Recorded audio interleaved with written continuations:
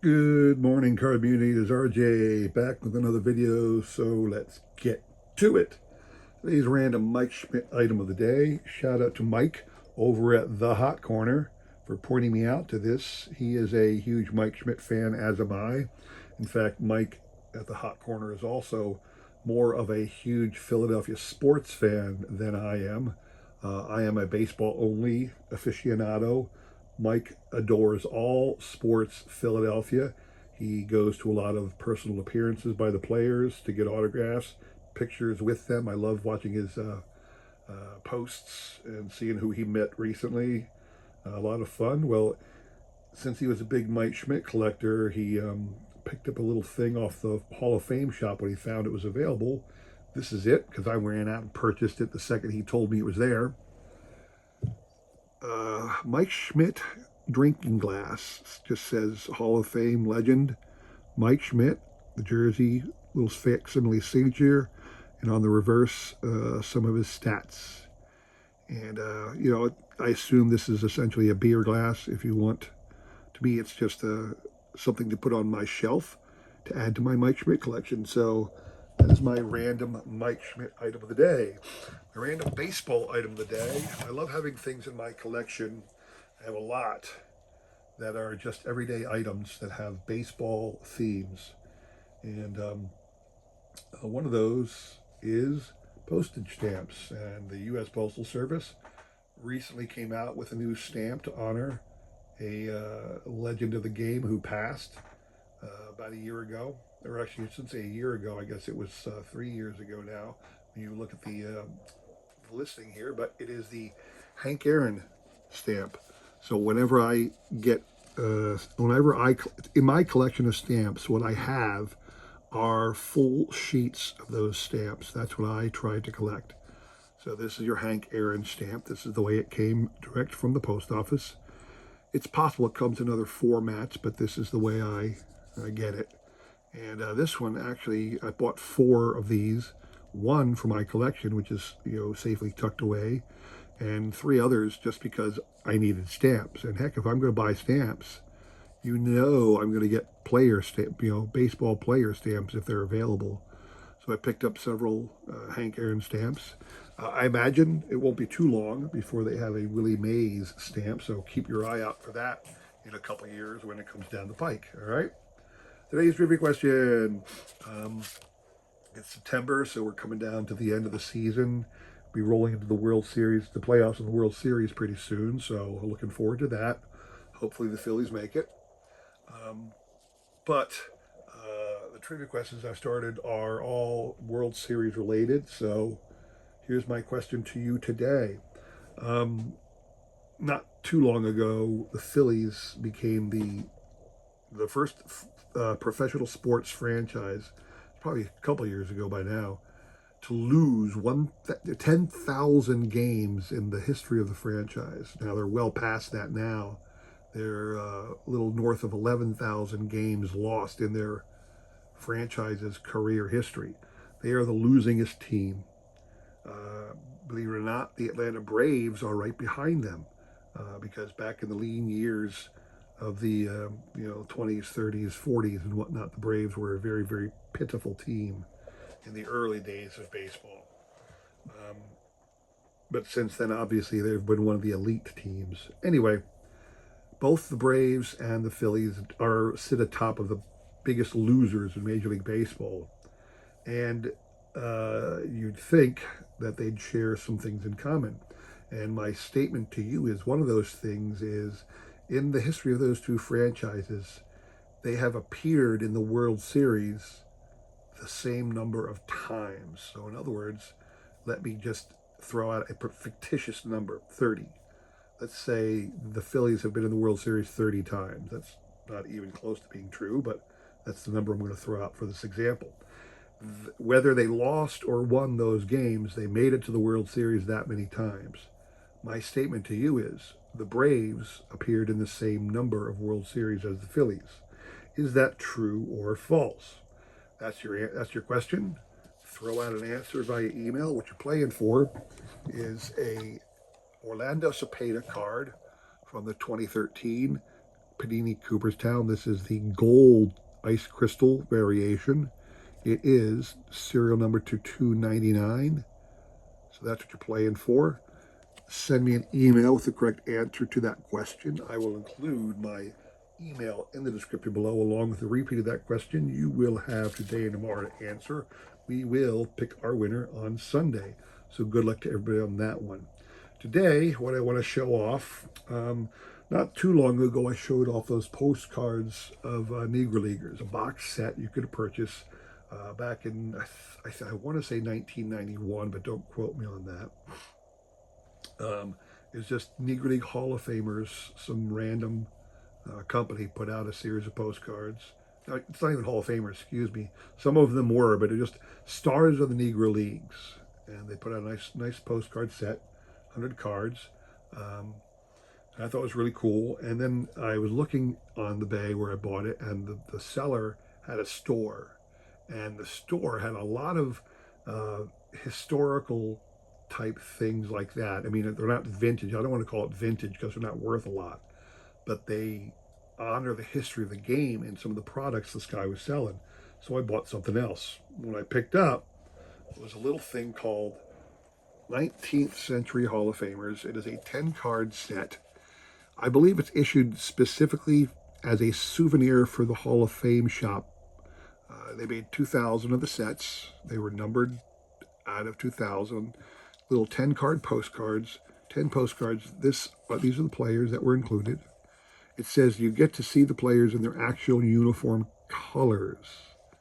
Interestingly, they kind of took some old Judge images and colorized them, so I'm not sure how accurate these are, but here are the 10 people honored in this set, and I'll just show you the postcards. It really has little information other than a photo, and then on the back a very short bio. So number one, Cap Anson. These are about 5 by 7.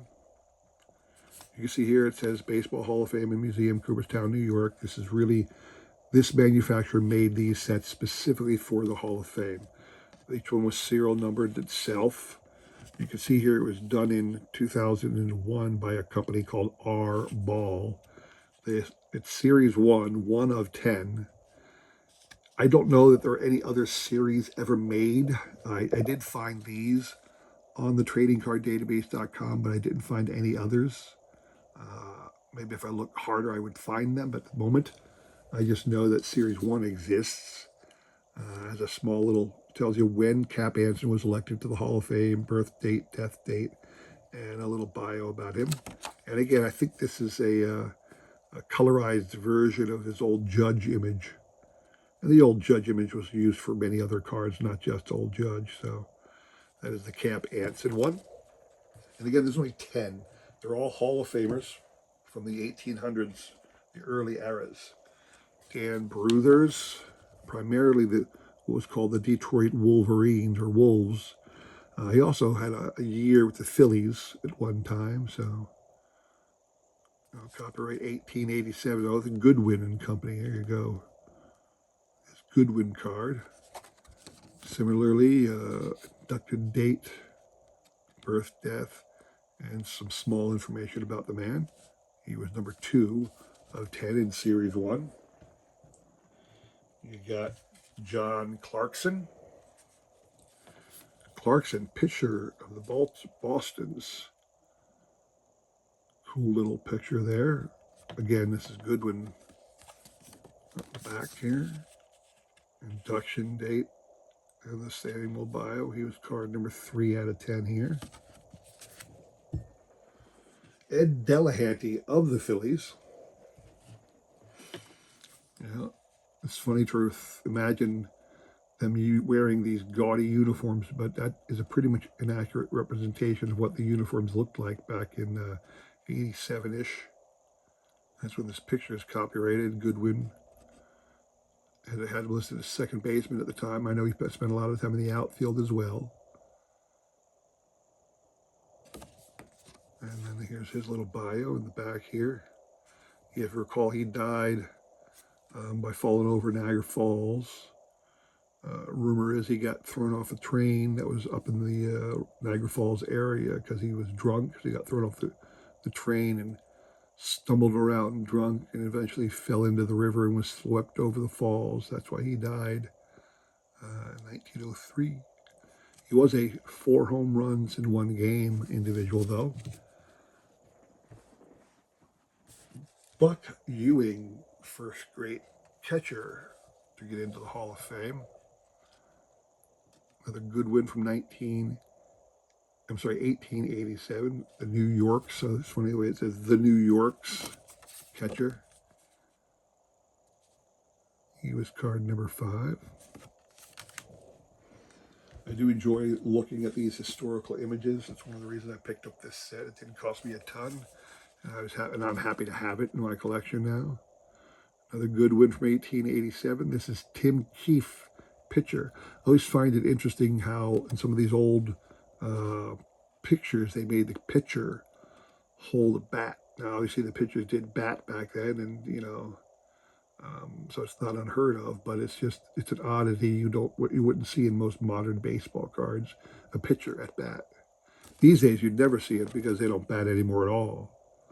There's Tim Keefe. He was a Philadelphia Philly for a brief period as well. Legendary superstar Mike King Kelly, widely regarded as one of the first superstars of the game, national heroes of the game. King Kelly. Even he died young. I don't want to say, I think he caught like a bad case of influenza or something like that, and died due to that. There's his little bio. Another quality pitcher here, Kid Nichols. I think he was a Philly as well at one time. Interestingly, this has him on a Omaha team from Omaha, Nebraska. Interesting little uniform there. This might have been before he made it to the majors. I don't know. It says from 1890 to 1906. So he was one of the greatest in the game. This is from 1890. So this is 1889. That's why this is he looks so young. This is like a minor league image essentially of Kid Nichols and the Goodwin 1889.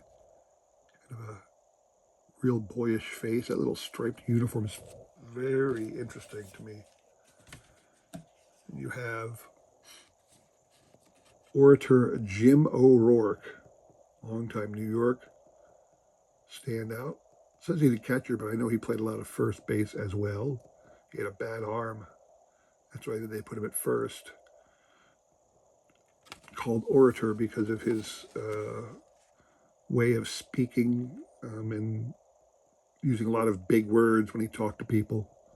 And he would go on for a long time until the other person got tired and just walked away. And then lastly, longtime Philly, Sam Thompson. I always remember Mike Moynihan, baseball collector, talking about Sam Thompson and the autograph he got. Sam was known to sign a lot of things just S. Thompson or just Sam sometimes. And he has a rare autograph of Sam Thompson. That's one of his prized possessions. So shout out to Mike again at Baseball Collector. But this is another Philadelphia Philly in the Hall of Fame, an early Philly in the Hall of Fame. That is his bio there. So that's all I have for you today. A nice little legendary, a historical card set to me. It's historical because of the content, not because of the cards themselves being historical, but the information it contains and the images that are contained is a very cool thing. I have a special binder of 5x7 cards, so that will go nicely in that binder. So that's all I have for you today. I hope you enjoyed that. If you did, please consider liking, subscribing, commenting, and all that jazz. I really do appreciate your support as I try my best to support everybody else in this great card community, all right? We'll have another great video and trivia prizes to give away on Wednesday and Friday. Take care.